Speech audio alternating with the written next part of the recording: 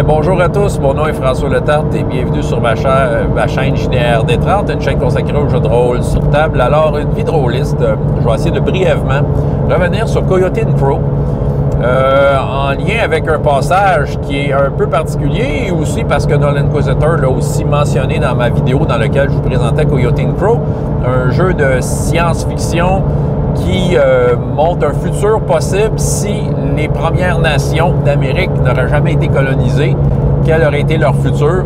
C'est vraiment ça le jeu. Donc, vous pouvez aller voir ma vidéo d'hier que je le présentais, un super beau livre. Donc, j'ai pris le temps de feuilleter ça et de regarder le passage en question. Quel est ce passage? C'est qu'il y a un texte qui s'adresse aux gens des Premières Nations, un texte d'introduction, et un texte qui s'adresse aux autres. C'est sûr que ça lève un genre de flag, surtout que c'est la première fois que j'ai dans ma collection un jeu comme ça, qui a comme un genre de mention de même. Pour le reste du jeu, c'est un jeu de rôle standard qui présente un contexte intéressant avec un système de règles. Mais là, il y a ça. Mais c'est quoi ça, ce texte-là? Qu'est-ce que ça veut dire, tu sais? Les seules fois que j'ai vu ça dans ma vie, des textes de même, ben c'était par rapport à ta connaissance du jeu de rôle. T'sais, vous l'avez sûrement déjà vu. T'sais, si vous avez déjà joué à un jeu de rôle dans votre vie, vous pouvez déjà commencer à lire le chapitre 3. C'est ça, vous l'avez sûrement déjà vu. Sinon, tu as les textes qui s'adressent à des gens qui n'ont jamais fait de jeu de rôle de leur vie. Bon, là, tu as ça qui les aide un peu. Fait que, c'est des choses que quand tu es un vétéran, tu lis ça, puis ouais, tu le sais déjà. Bon, c'est ça. C'est la seule fois que j'ai vu ça dans des jeux, mais là, c'est la première fois que ça s'adresse à un groupe de personnes très, très ciblées par rapport à son origine, sa culture. Je suis allé le lire, OK, pour voir qu'est-ce qu'il y en était. Je suis à peu près sûr que... je suis à peu près sûr que c'était pas là pour emmerder personne, OK, mais on voit que il y a quand même un souci, il y a un souci de quelque chose là-dedans. Je vais un peu vous résumer ce que j'en ai retiré. Le texte qui s'adresse aux gens des Premières Nations est le suivant. C'est qu'il encourage fortement, si ça te tente, d'incorporer des choses de ta propre tribu, de ta propre culture, de tes propres ancêtres, d'incorporer des choses de ta gang, parce que le jeu est comme une plateforme pour imaginer le futur de ta tribu si l'Amérique n'aurait pas été colonisée. Fait que, c'est comme un peu le trip de voir, de rêver à cet aspect-là. Qu'est-ce qui serait arrivé si, dans ta gang, puis par rapport à tes légendes, puis tout ça. Je sens que l'auteur, d'ailleurs, l'équipe qui a fait le livre, soit dit en passant, puis je sais pas, je l'ai peut-être mentionné hier, mais c'est entièrement des gens de communautés des Premières Nations d'à travers les États-Unis. Fait que, c'est ça, ils ont vraiment voulu faire un produit qui les représentait. Parce qu'il avait envie parce que probablement qu'il y avait un désir d'avoir ça, une représentation très ferme de ces cultures-là dans le jeu de rôle. Ce qui fait que là, je pense qu'eux autres, ce qu'ils veulent, c'est ça, c'est que ça devienne une plateforme pour permettre à tous ces gens-là, qui sont issus de ces communautés-là, d'imaginer le futur de leur gang, en fait. C'est ça. Fait je pense qu'il y a un désir de ça, puis l'auteur, il dit, écoute, c'est impossible de tout rentrer vos affaires. Il y a bien des communautés que je connais pas, tu sais. J'ai essayé d'être le plus large possible, d'inclure plus d'affaires, mais tu sais, vous pouvez si vous le voulez. Puis ils disent à ces gens-là, écoutez, s'il y a des gens qui sont pas issus de Premières Nations qui jouent avec vous, ben c'est ça, tu sais. Soyez tolérants avec eux. C'est un peu de même je pense que c'est un peu de même qu'ils l'amènent. Soyez tolérants avec eux, puis expliquez-leur les choses. Prenez le temps de leur expliquer les choses. Moi, je pense qu'il y a comme un gros canon esthétique qui va au-delà du jeu. C'est vraiment, comme je dis, ils veulent se représenter dans ce jeu-là. Ils veulent se projeter dans ce jeu-là par rapport à leur culture et tout ça. Fait que je pense que ça fait partie du canon esthétique. Donc, c'est comme la suggestion du chef. Dire, regarde, c'est de même. C'est comme un chef cuisinier qui dit, moi, mes assiettes, j'ai fait de même. C'est de même que je place les affaires dans l'assiette parce que c'est selon moi, c'est l'expérience gustative que tu vas avoir, mais j'ai l'impression que c'est un peu de même. Il dit, garde, moi, le jeu, de la façon que je l'ai imaginé, devrait avoir ça d'inclus, tu sais, toute la profondeur des cultures, puis si tu fais partie de gens de Première Nation, tout ça. Là, il y a le texte pour les gens, les autres, les autres. Écoute, le premier conseil qu'il dit, écoute, pour les noms de ton personnage ou de ta tribu. Essaye pas d'en inventer un. Ils suggèrent, là, OK, tu fais bien ce que tu veux, là. Mais tu sais, ils disent, probablement c'est encore une histoire de, tu sais, l'expérience prévue, là. C'est... OK, c'est ça, l'expérience prévue, excusez. Tu sais, c'est un peu de dire, écoute, on te suggère des noms, on va te guider là-dedans, on va t'aider pour que tu puisses comprendre un peu là, la façon dont les choses se nomment et tout ça. Puis, tu sais, essaye pas de trouver des noms parce que, selon eux, tu sais, souvent, nous, on va avoir une vision de ces cultures-là par rapport à nos propres sources d'informations puis tout ça qui sont diverses. Ça veut dire que, tu sais, tu peux pas appeler... Tu sais, appelle pas ton bonhomme Mingo. Tu sais, OK? Tu sais, c'est ça. Tu pourrais, en fait, là, c'est ça. Mais tu sais, tu peux pas l'appeler, là, tu sais, puis encore là, c'est très péjoratif ce que je veux dire, parce que c'est vrai que c'est un peu caricaturé, mais appelle-les pas Mingo l'Indien, tu sais, c'est ça, tu sais, OK, c'est ça. Puis, je comprends. OK, on s'entend, parce que de toute façon, ça serait épais, vraiment. Parce que là, c'est clairement, tu t'annonces ton bonhomme. C'est comme dans... Voyons, Tom et ses chums, le gars qui arrive, qui appelle son personnage Boba Fett, là, c'est un peu ridicule, là, tu sais, c'est comme, ça fit pas, tu sais, OK. C'est ça. Puis, tu sais, là, je pense qu'il parle beaucoup, peut-être qu'il en parlait dans l'autre texte, mais il parle un peu aussi de la façon, peut-être, dans un premier temps, d'avoir une discussion sur la façon d'amener les choses. Je trouve que ça fait très session zéro. Là. Je pense qu'il parle un peu d'affaires de session zéro. Pour être sûr que le canon esthétique soit respecté. Fait que, surtout si tu joues avec des gens qui sont issus de Premières Nations, puis que peut-être, eux, c'est important de se représenter là-dedans. Bon, moi, je trouve ça compliqué.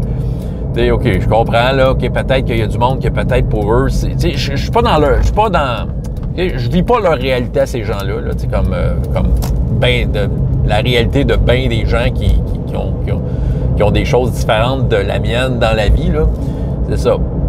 Je sais pas à quel point quelqu'un arrive dans ce jeu-là puis il veut vraiment, tu sais, enfin, j'ai un jeu qui me représente et j'ai envie de le vivre à fond, puis c'est ça, puis je vais essayer de faire en sorte que ça le fasse. Mais, tu sais, il y a moyen de juste discuter puis de dire, OK, c'est le canon esthétique et le suivant, c'est ça. C'est une grosse mise en garde. Encore là, c'est une suggestion du chef. Moi, personnellement, j'aurais tendance à juste skipper ça. De toute façon, je veux dire, déjà, le thème, il m'intéresse. C'est sûr que moi, si j'embarque dans un jeu avec une thématique qui m'intéresse, j'ai dans mon idée d'essayer d'embarquer le plus possible dans le trip. C'est ça, c'est vraiment mon but. Tu sais, j'ai acheté ce jeu-là parce que le thème m'intéressait, puis il y a aussi que j'ai toujours personnellement été intrigué par ces gens-là.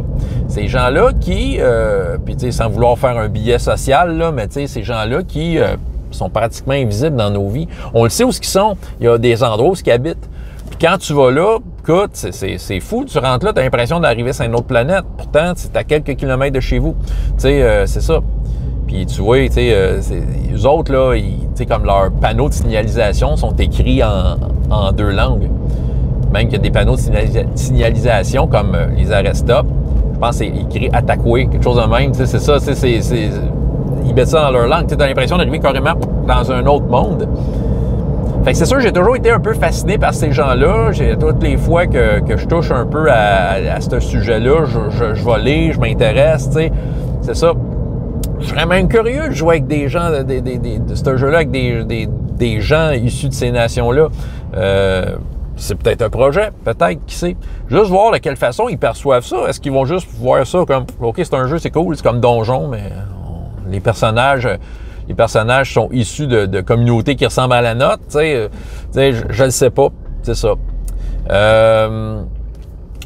J'avoue que j'ai de la misère à statuer sur ces textes-là. Tu sais, je les comprends, je comprends. Tu sais, le gars, il est très clair dans ce qui est écrit, mais tu sais, perso, tu sais, je me sens pas contraint de quoi que ce soit, tu sais. Je mettrais pas un nom niaiseux à mon personnage si c'est ça qui est inquiète. Puis tu sais, je vais comme vraiment me pencher sur ce qu'il suggère pour jouer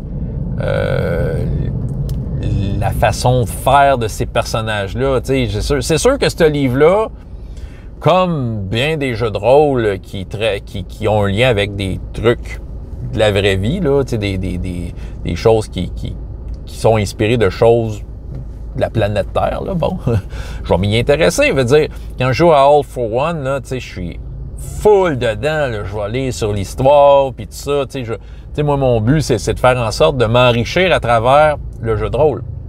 Coyote and Crow, si je me penche sur ce jeu-là, clairement, il y a une partie de moi qui est là pour apprendre des choses. Ça va peut-être justement me permettre de m'intéresser d'alimenter, en fait, ce qui m'intéresse, ce qui m'intrigue là-dedans. Ça va être juste comme une ouverture pour aller chercher plus d'infos, puis je vais être content d'aller le chercher. Puis, si j'ai à jouer à ce jeu-là, peu importe le texte de présentation tel qu'il a été écrit, non, je ne fais pas partie de ces Premières Nations-là. Quoique, au Québec, quand tes ancêtres sont là depuis longtemps, écoute, les chances que tu aies dans tes ancêtres quelqu'un des Premières Nations, c'est assez élevé. Je veux dire, ma conjointe, là, son arrière-grand-mère, c'est une Abénaki. Ça veut dire que, mes enfants ont du sang Abénaki. C'est ça, c'est assez cool, là. Mais, c'est ça, dans un certain sens, puis je suis sûr qu'il y a du monde du Québec, là, dites-le moi, là, il y en a sûrement qui d'une certaine façon, dans leurs ancêtres, ils touchent à ces peuplades-là, mais c'est ça, reste que, même si, je veux dire, officiellement, je fais pas partie de cette communauté-là, je sens que je ferai le jeu correctement. Puis, comme toute bonne séance zéro, c'est d'établir le jeu, de quelle façon on veut le jouer, de quelle façon on est à l'aise, qu'est-ce qu'on s'attend de ce jeu-là. Puis, puis de voir autour de la table l'effort qui va être mis. Clairement, je jouerai pas ce jeu-là avec mes ados parce qu'ils vont déconner. Fait que, c'est autrement dit, ça va être d'amener ce jeu-là un peu pour rien. C'est ça, ça sert à rien. Aussi bien y aller avec de quoi qui est plus open pour la déconnade. Mais ce jeu-là, bon, je pense qu'il y a une thématique assez précise qui, je pense que moi, pour moi, c'est clair que ce jeu-là, c'est ce qu'il veut, Donc, c'est à moi de trouver, de faire en sorte que si un jour je m'y attarde, ben je vais le faire correctement. Peu importe la mise en garde. C'est peut-être, c'est ça, c'est peut-être que ça s'adresse à des gens qui sont hyper habitués de jouer à donjon. Mettons, là, ils ont juste connu ça, qui ça fait pas longtemps qu'ils font du jeu de rôle, exemple, là, c'est peut-être mon exemple, il est pourri, là. Puis que là, il arrive avec ce jeu-là qui est comme très particulier. Donc, voici un peu une ligne à suivre. Moi, je dirais que, le livre, quand tu l'as entre les mains, tu lis bien le passage que tu veux. Je pense que tout le monde a lu les deux passages, là, parce que justement, c'est curieux de s'adresser de même à un groupe spécifique, mais ce groupe spécifique-là fait partie d'une culture. En tout cas, c'est ça que j'avais à dire. Là, je tourne en rond. François Letarte, JDR des 30, et jusqu'à la prochaine fois. Il y a autant de plaisir dans la vie que dans les jeux. Au revoir.